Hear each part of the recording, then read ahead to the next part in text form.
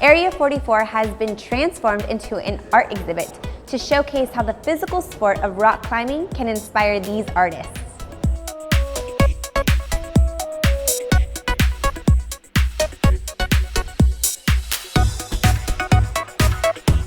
What we've been able to do is create a pretty incredible community event that we're calling an art show at Area 44 Fitness in El Segundo.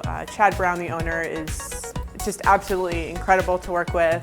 He's a good friend of ours, and he's opened up his space for us to kind of transform it into this pseudo gallery, warehouse kind of thing. So yeah, it's been really, really incredible. Kelsey is recognized for her landscape and realistic paintings. Motivation for much of her work has been driven by her appreciation of the great outdoors. I've been able to see in beautiful places at times that no one else is around, and the fog's just right and the light's just right, and I'm able to take a photograph and then create a painting out of it. So it's been a really incredible relationship. Painting has kind of enhanced my relationship to nature and vice versa. Just from being able to really look at the places that I go to and think, how am I going to put this into a format? How am I going to, communicate what this feels like to other people? Kelsey started rock climbing in high school. She went on to study at the University of Santa Barbara, where she met her fiance Ryan Held at a rock climbing gym. The two of them decided to hit the road. It just so happened that there were people that needed some grassroots marketing, and so we went and we just lived outside for 2 years, and were able to have just absolutely incredible experiences. We got to live in a teepee by a river. We lived in Utah, under tarps. We, lived in sandstorms for weeks at a time. Kelsey has created a series of paintings dedicated to endangered animals. The red wolf, great white shark, and African savanna elephant were on display. That's kind of what I was trying to do with my animals is, all of the eyes are black because a lot of people, they turn them into taxidermy, statues that are lifeless, and they stick glass eyes in their eyes. And so you'll never see an animal with, look at you and really look at you.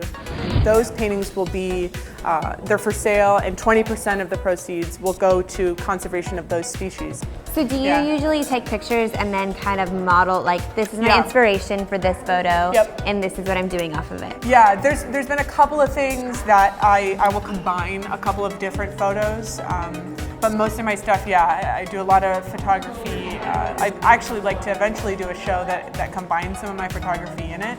The title of this art exhibit is called Surface, which has been in the making for 5 months, displaying 2 very different artists' works.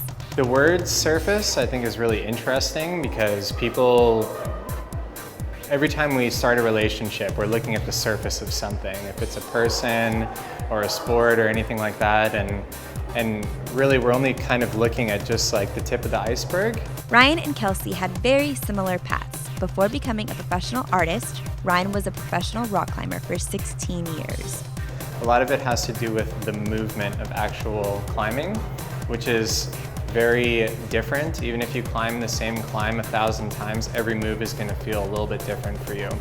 And so when I'm working through stuff like this, I'm trying to bring that up where there's a lot, like every time you look at this, it's going to look a little bit different to you. You're going to get a little bit different feeling. If the lighting is different, it's going to give you a different feeling. The outcome of every painting is unique, although he starts the process with the same mentality. When I approach a painting, it's a lot like approaching a climb. Like when I come up to it, I try to be very raw and let the climb kind of unveil itself to me, or let the painting kind of unveil itself to me. I try not to think, oh, it needs to look this way, and this has to be done, and this has to go over here. Because if I do that, I end up, the painting that does not work out very well for me.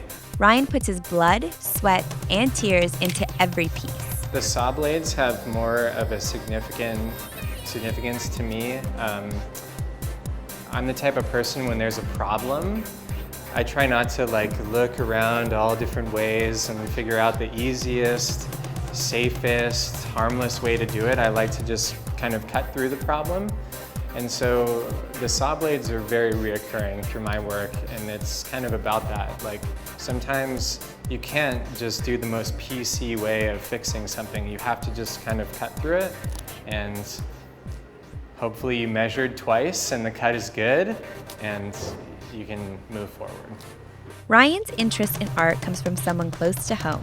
My mother, who raised me, has been an art teacher for 30 years locally, and she took me to my first art show when I was 3 years old. And I remember being at this show, and it was German Expressionism, and it was super dark, like, subject matter, but I was like, I remember like staring at paintings like this, and my mom like having to pull me and take me to different places. So I've always been really enthralled by painting specifically. As a mother, Diane was pleasantly surprised to find out that her son was putting his talents to good use. There was this beautiful landscape, and I said, "Who painted this?" And he said, "I did." I said, "What?"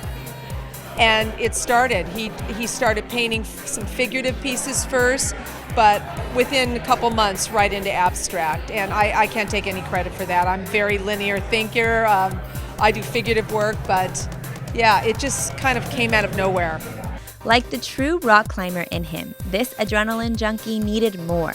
I wanted to go big, and I wanted it to be very like just natural, like what's coming out of me. And so I started doing more abstraction stuff, and then from there it was just kind of the floodgates opened. Whether it's abstract or realistic, there is no shortage of beauty in this art. I'm Brittany Rodriguez for El Segundo TV.